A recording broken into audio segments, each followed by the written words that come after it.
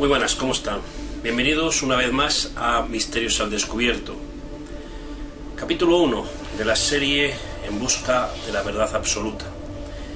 Es importante que empecemos con este tema sobre la manipulación o la conspiración de la información.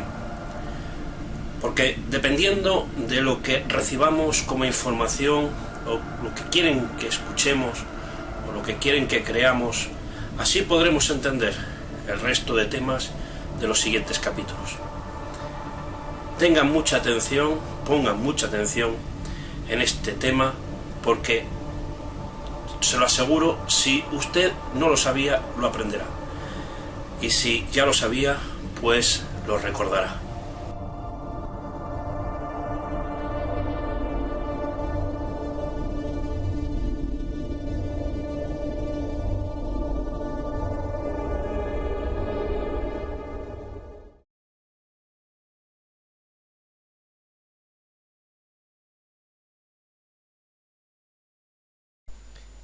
En este pequeño documental que hablaremos sobre la conspiración de la información, no podemos olvidarnos de las 10 estrategias de manipulación mediática de Noam Chomsky. En estos fragmentos de vídeo sacados de otro vídeo con licencia Creative de YouTube, y les quiero hacer ver qué es lo que las televisiones y los medios de comunicación están manipulando toda la información que nos llega a nosotros.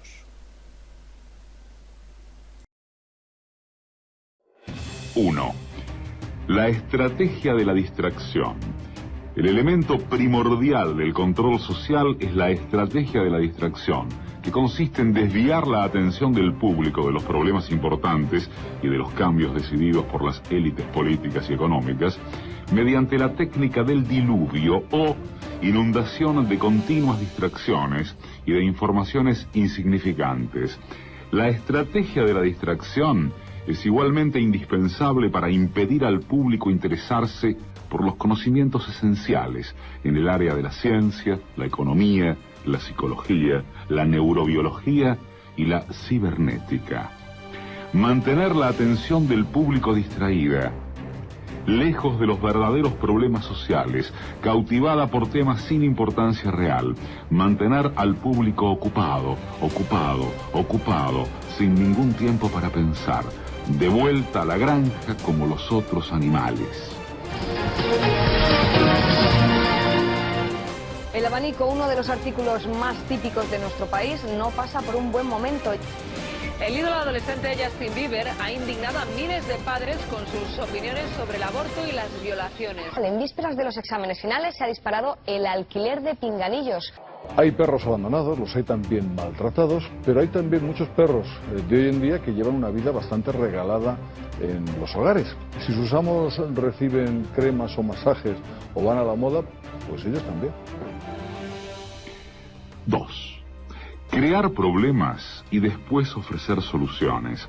Este método también es llamado problema-reacción-solución. Es decir, se crea un problema, una situación prevista para causar cierta reacción en el público, a fin de que éste sea el mandante de las medidas que se desea hacer aceptar.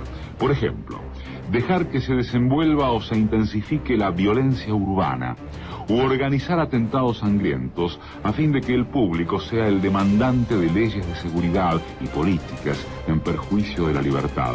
O también crear una crisis económica para hacer aceptar como un mal necesario el retroceso de los derechos sociales y el desmantelamiento de los servicios públicos.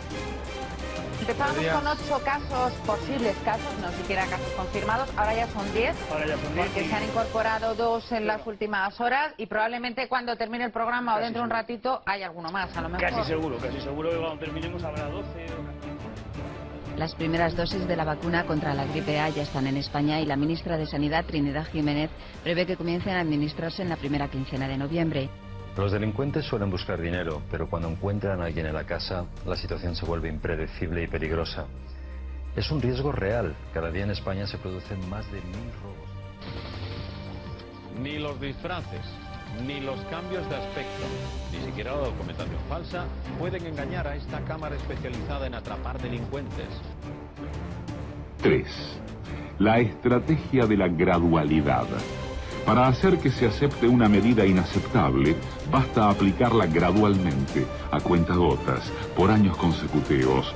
Es de esa manera que condiciones socioeconómicas radicalmente nuevas, neoliberalismo, fueron impuestas durante las décadas de 1980 y 1990. Estado mínimo, privatizaciones, precariedad, flexibilidad, desempleo en masa, salarios que ya no aseguran ingresos decentes, tantos cambios que hubieran provocado una revolución si hubiesen sido aplicados de una sola vez. Puedo anunciarle que el Gobierno aprobará la reforma laboral el próximo día 16, miércoles, en Consejo de Ministros.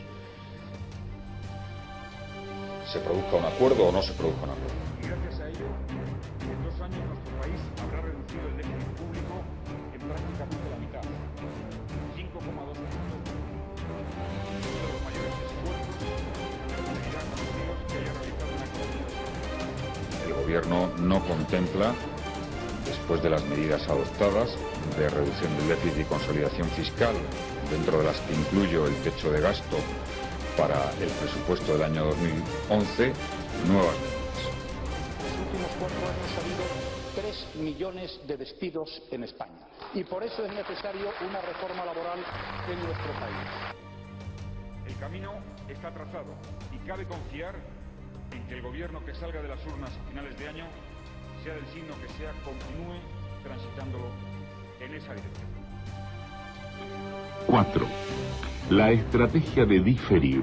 Otra manera de hacer aceptar una decisión impopular es la de presentarla como dolorosa y necesaria, obteniendo la aceptación pública, en el momento, para una aplicación futura. Es más fácil aceptar un sacrificio futuro que un sacrificio inmediato.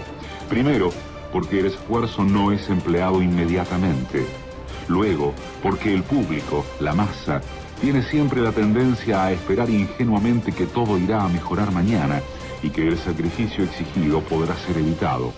Esto da más tiempo al público para acostumbrarse a la idea del cambio y de aceptarla con resignación cuando llegue el momento.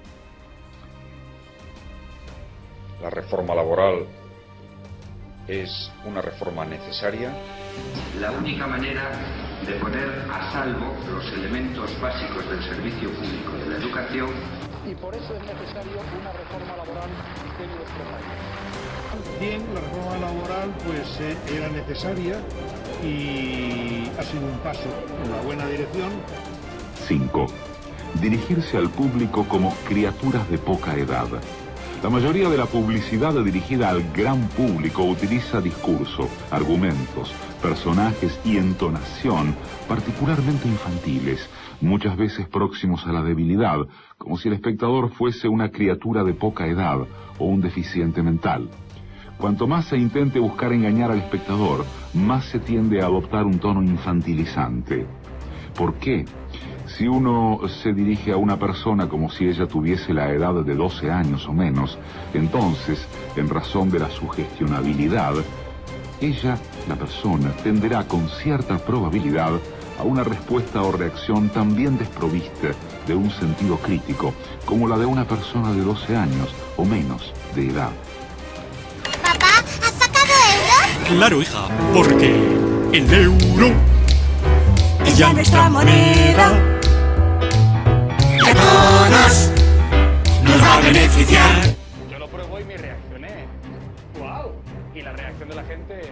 ¡Wow! Sentirse hinchada es normal, ¿no? No, sentirse así no es normal. Lo normal es sentirse bien. Bienvenida al futuro. Neutrex Futura es una lejía superior. Mira, no salpica. 2 manzanas pueden dar 2 manzanas. Y si se suman una manzana y una pera, nunca pueden dar 2 manzanas porque es que son componentes distintos. Por suerte, Ariel Líquido es genial quitando esas manchas asquerosas. Y va con un blanco impecable. 6. Utilizar el aspecto emocional mucho más que la reflexión. Hacer uso del aspecto emocional es una técnica clásica para causar un cortocircuito en el análisis racional y finalmente al sentido crítico de los individuos. Por otra parte, la utilización del registro emocional permite abrir la puerta de acceso al inconsciente para implantar o injertar ideas, deseos, miedos y temores, compulsiones o inducir comportamientos. Carmen, ¿tú tienes hijos? Sí, además tengo una nena de tu edad. Pues qué bien, así cuando seamos mayores ella podrá ser la cuidadora de mis hijos.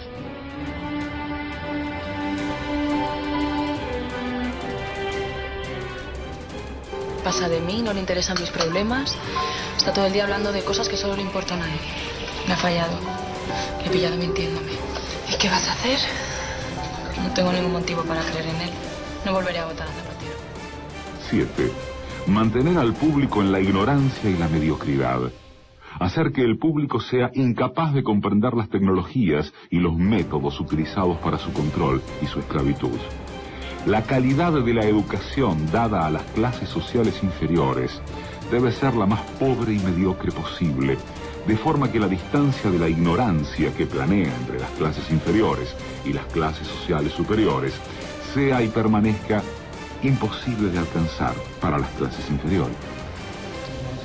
La educación, otro de los pilares del estado de bienestar, tampoco escapa a los recortes presupuestarios.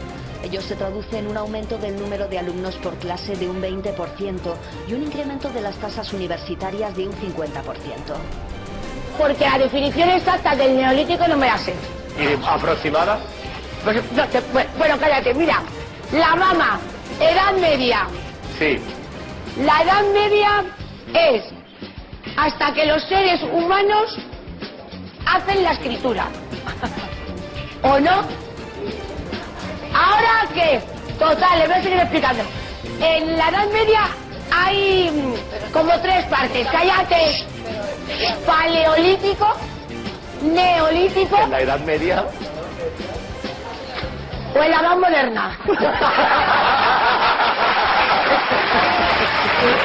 A ver, la del 5. 5 por 1, 5, 5 por 2, 10, 5 por 3, 15, 5 por 4, 20, 5 por 5, 25, 5 por 6, 30, 5 por 7, 35, 5 por 8, 40, 5 por 9, 45, 5 por 10, 50.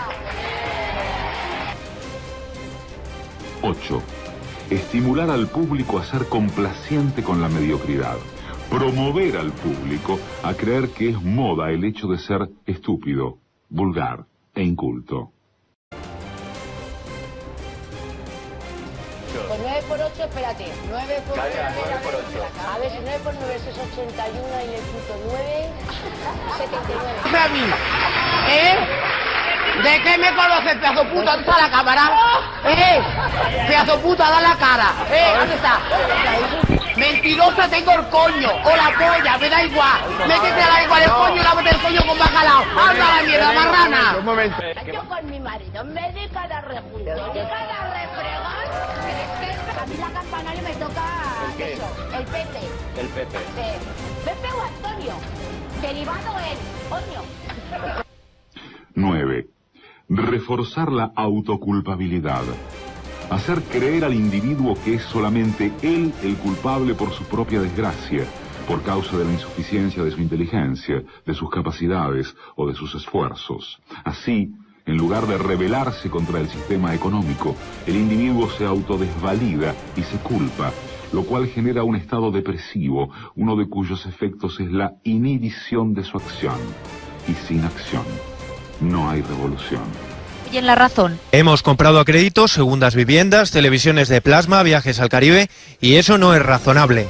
Pero este argumento no es nuevo en el PP. Parece que tienen fijación con los que compran plasmas. Segunda vez que salen a relucir en una semana. Y que hay casos de las familias que efectivamente estaban en situaciones de necesidad y que a lo mejor luego se compraban una televisión de plasma. Esta diputada valenciana hablaba de parados en lugar de, por ejemplo, cargar contra los bancos. Lo mismo el gobierno de Rajoy, que prefiere pasarle la culpa a los ciudadanos, los que según la oposición son las víctimas y no los causantes. No es verdad que había unas relaciones de libertad absolutas. Y no es verdad que la responsable es la gente de ir a meterse en aquellos créditos. Le metieron los créditos por los ojos. Y los bancos se desentienden del asunto. Parece que la crisis no va con ellos. La crisis económica no está provocada por el sistema bancario. Y 10. conocer a los individuos mejor de lo que ellos mismos se conocen. En el transcurso de los últimos 50 años, los avances acelerados de la ciencia han generado una creciente brecha entre los conocimientos del público y aquellos conocimientos poseídos y utilizados por las élites dominantes. Gracias a la biología, la neurobiología y la psicología aplicada, el sistema ha disfrutado de un conocimiento avanzado del ser humano, tanto de forma física como psicológicamente.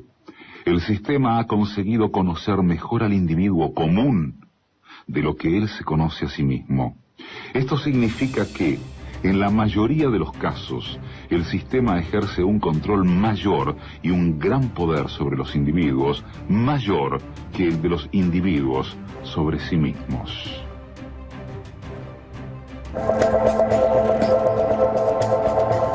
Los psicólogos y los científicos llevan mucho tiempo intentando medir las emociones, pero también los directores de marketing. Y la comprensión de aquello que nos mueve interiormente, lo que motiva nuestras elecciones, es lo que las compañías de neuromarketing nos están ofreciendo cada vez más. En este experimento vemos que la temperatura de la piel desciende gradualmente desde la marca 80 en el gráfico hasta cerca del 65. Observamos las ondas cerebrales y tenemos 64 sensores. Cada uno de los sensores monitoriza el cerebro 2000 veces por segundo. De modo que en un segundo obtenemos 128.000 puntos de referencia. Imagínese lo que obtenemos en 30 segundos, lo que obtenemos en un minuto. Miles de millones de puntos de referencia, ¿verdad? Con esto medimos 3 parámetros, solo 3 parámetros, con enorme precisión. Medimos sus ondas cerebrales en respuesta a un anuncio de 60 segundos. De ahí hemos tomado 3 componentes, que son atención, emoción y memoria. Y a partir de ahí podemos deducir una puntuación total de efectividad, que adjudicamos al anuncio que acabamos de ver. Como puede ver en el gráfico detrás de mí, cada uno tiene su propia puntuación individual, pero si combinamos los 3 obtenemos una puntuación de efectividad. La puntuación total es muy buena. Entre los 3 componentes tenemos atención, que es muy alta. La atención es el más fácil de capturar, por eso es siempre alta. Pero el perfil emocional sube y baja constantemente, y eso es lo que nos interesa. Si una persona muestra una emoción muy alta, puede producirse agotamiento, se cansa del anuncio enseguida. Por tanto, que suba y baje es muy bueno. La memoria es el componente más difícil de capturar. Si lo consigue, se trata de un buen anuncio, porque la memoria se mantiene muy alta desde el principio.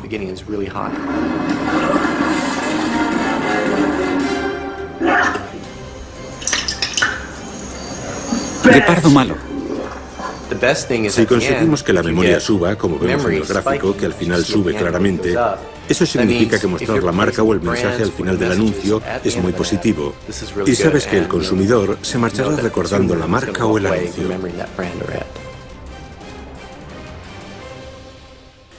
Después de haber observado estos datos, después de haber visto cómo hombres ya predestinaron la manera de información que nos iba a llegar, después de haber visto que la manera de actuar y la de informar es todo un arte, es toda una ciencia. Con esto podemos entender o podemos empezar a comprender que todo lo que nos han estado diciendo hasta ahora tiene mucho de oculto y poco de verdad. Sabiendo esto y sabiendo la manera en la que la información en las escuelas, universidades, en la televisión, en el cine, en todos los aspectos, radio, en prensa, después de haber visto esto de que nos manipulan, podemos ver en el siguiente capítulo que hablaremos sobre el evolucionismo con 2 preguntas: ¿ciencia o filosofía? Algo que ocurrió en el siglo XX que revolucionó la manera de pensar y de actuar de una nueva generación. Un abrazo.